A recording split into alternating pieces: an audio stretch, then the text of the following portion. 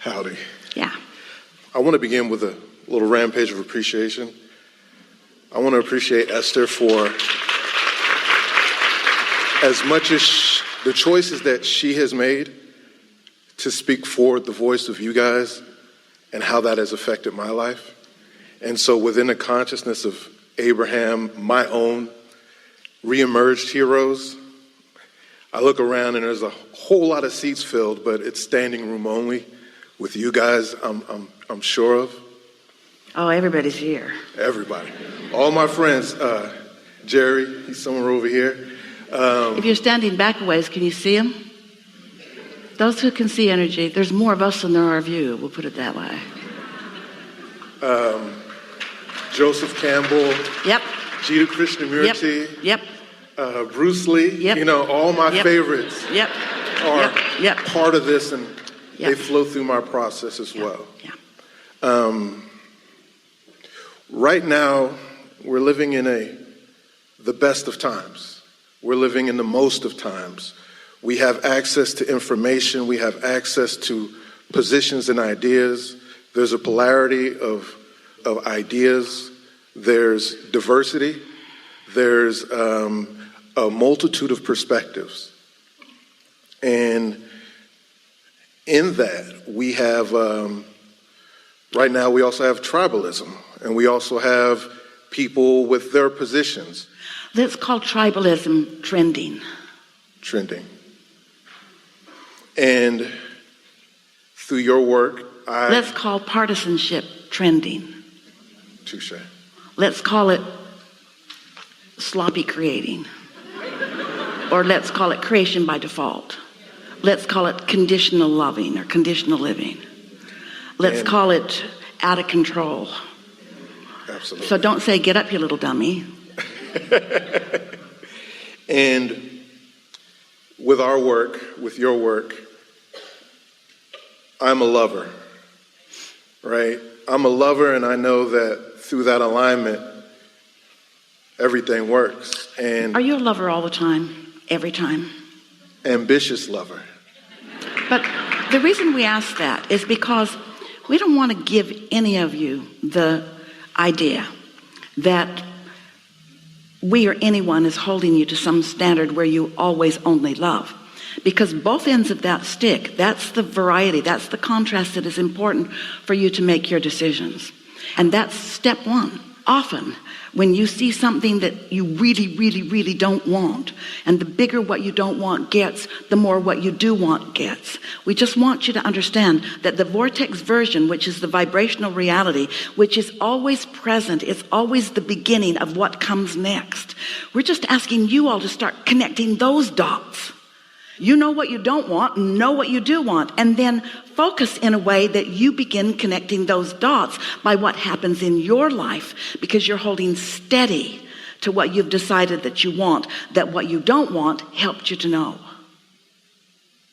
So in the midst of seeing somebody injured or emotionally injured, and knowing that I would probably help somebody physically injured before the other stuff, when I'm face to face with these sloppy creators or the provocateurs, and I find myself there. But you got to ask yourself, why are you face to face?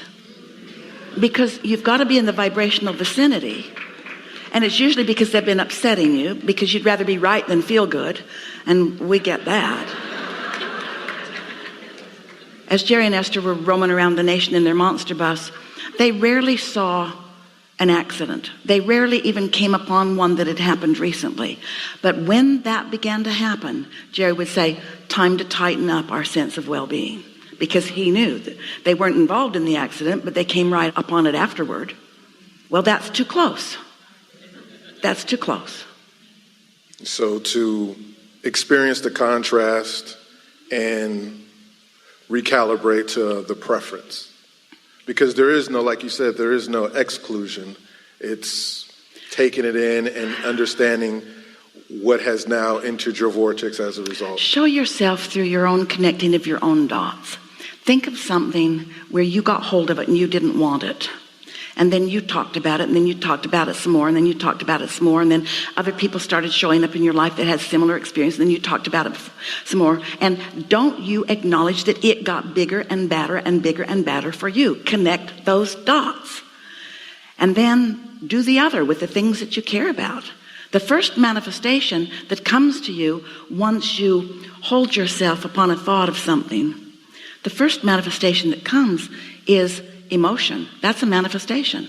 That's a physical, see it, hear it, smell it, taste it, touch it. That's a manifestation of what you're doing vibrationally. As you own that and show that to yourself, then you can catch things earlier. It's like the spark from the fireplace gets on your sweater, flick it off before it burns a hole. But there's a whole lot of hole burning in a whole lot of sweaters going on right now because there's been so much trending and it's so easy to observe. And so this is why you got to care about feeling good more than about being right, because of course you're right. That shouldn't happen, and you shouldn't have done that, and you should have been nicer, and what would your mother think if she knew? And on and on and on it goes. And then there's all the religion thing that come into it and everything. We just want you to know you each have guidance from your inner being, calling you to what you want. And sometimes you take a journey through the unwanted things in order to get really, really clear about what you do want. And there's nothing wrong with any of that, but it's so helpful to understand that that's what's happening. The worst thing for a creator like you all is to believe that someone else holds the keys to your happiness and that they can give them to you in the form of blessings or withhold them from you in the form of disadvantage. To believe that somebody else can keep you from anything is crippling. It's devastating, and it's not true. And the reason it feels so awful is because your inner being knows it so powerfully. And every time you get on a piece of life like that and you think like that, your inner being just knows what it knows. So you have an experience and your inner being knows what it knows. And you have an experience and your inner being knows what it knows. And after a while, you've got this huge tension within you because you just can't stand what's going on. But you wouldn't have that tension if your inner being didn't know what it knows. If there weren't powerful love, hate wouldn't be a thing. Just like if there weren't powerful light, darkness wouldn't be a thing. And so it takes some doing, and it's not really a popular conversation because most people want you to blame and join them in their pushing against. In an attitude, if you're not with us, you're against us. And that's not the way the universe works. That's not the way that it works. Nobody's going to win like that. And we all want to win. But what is it that you're wanting to win? What is the winning? In other words, it's nice to have the stuff. We encourage it. But what you want is clarity and steadiness and love and happiness. That's what you want. And so many people are giving all of that up for spoils of stuff. They just keep trying to fill the void. Try to fill the void. And you know, the only thing that will fill the void is alignment with your inner being. There's no void. You can't get pinched off. You cannot disconnect from your source. You croak, full connection. You can pinch it off and feel pretty bad, but you cannot disconnect from it. But when you try to fill that void with things other than alignment with the very thing that you're reaching for, you never get it filled up. Never come close.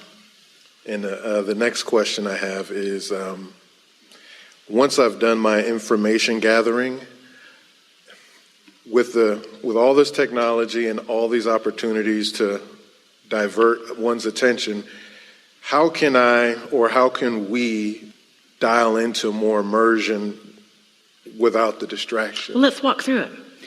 So pick the subject that's on your mind and talk about it. And let's just walk through this. So writing a book. About what? Alignment. Why? because I love how the ideas flow through me as I put them on paper. Yeah. And I benefit from it as I write, and I know that there are others like me who are looking for what I'm providing. So even though words don't teach, you want to put words in a book? Yeah. It's all right. And the reason you want to put words in this book is because you feel like, because of the life experience that you've lived, that the words that you're going to put in the book are going to resonate with some people who are reaching for what you are reaching for, or are still reaching for something that you reached for and found. So now you've made your case. Do you feel like there's any pushing against going on within you on that subject? Yes. So speak that just briefly. Briefly, the things that I'm pushing against are kind of even what you kind of hinted at, is like, why write a book? I do love what I know, and then everybody tells me, when are you writing a book? And so, Well, if that's all it is, we already talked about that. Anything else? no. All right. Because it felt like before you picked that subject that whatever you were going to talk about, there was kind of a lot of pushing against. And then it feels like you switched streams right in the middle of our question and gave us the book instead of something else. Was there something else that was on your mind other than the writing the book? That's fair. One of the ones is creating a business. So everything that you're wanting to talk to us about is just you and you in your world. Well, you see, that's the way to live life. Are you really leaving everybody else out of it? Because your preamble to us made it sound like you were kind of worried about a lot of things that were going on in this world. You're really not, huh? It's more of my interaction with the world. And so sometimes I feel provoked, or I feel like I've made a lot of decisions about. But unless you're addressing that, unless you're trending past that, then that's still stuck in your vibrational craw, and it's affecting everything that you're thinking about now. So find the feeling place of that. And can you describe that to us? What does it feel like to feel like stuff's in your way?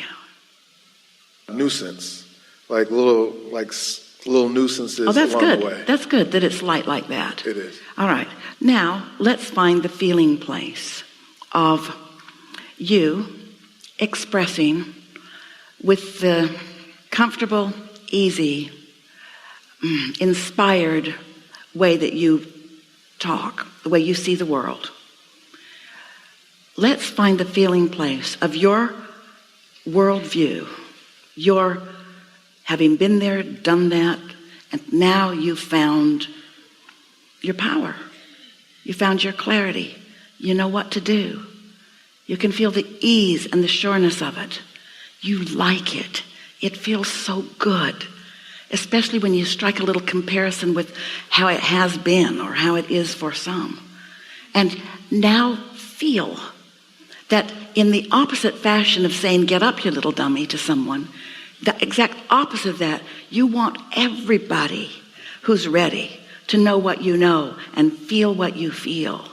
And be glad that they're in their bodies just like they decided to come. And be happy for the variety just like they were when they decided to come. And to be willing to live and let live just like they had decided when they decided to come. To help restore them to their sense of who they are, that sense of invincibility and that sense of worthiness and that sense of being here to, as you say, collect the data and make the decisions, and then to focus on the decision, and then to find the feeling place of that and to know it and to own it and to calibrate to it, and then to get to connect the dots. Feel how that feels. That's the work. Just that much. That's the work. Not a longer session with yourself than that. Just restating from a place of non-resistance what you're looking for. And now, two things happen. You'll connect the dots that are resonant with that desire that you were born with. And you will connect the dots when you're out of whack. And in either case, you'll know what to do. Yeah? Absolutely. We think this is a really good time for a segment of refreshment.